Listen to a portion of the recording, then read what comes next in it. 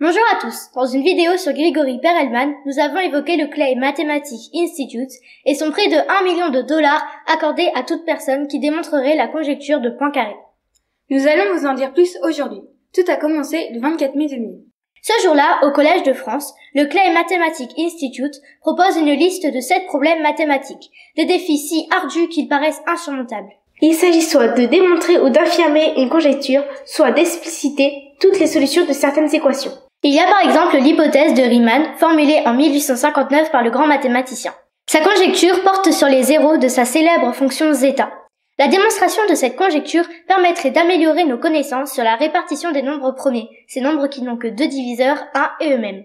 On trouve aussi dans cette liste la conjecture de Poincaré, démontrée par Grigori Perelman en 2002, à la surprise générale. Chacun de ces problèmes a été choisi, car leur résolution permettrait de faire progresser de manière importante les mathématiques. L'Institut Clay accompagne chacun de ces problèmes d'un prix d'1 million de dollars à la personne ou le groupe de personnes qui réussirait à les résoudre. Encore faut-il que cette démonstration soit acceptée par la communauté mathématique.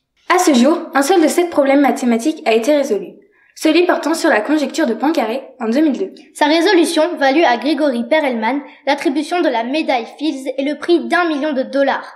Rappelons qu'il a refusé les deux. Terminons en disant que ce n'est pas la première fois qu'une liste de ce type existe. En effet, exactement 100 ans plus tôt, en août 1900, le mathématicien David Hilbert, dont nous avons déjà parlé dans une précédente vidéo, propose une liste de 23 problèmes non résolus lors du 2e congrès international des mathématiciens. Pour Hilbert, ces 23 problèmes devaient marquer les mathématiques au cours du XXe siècle. Et cela a été le cas.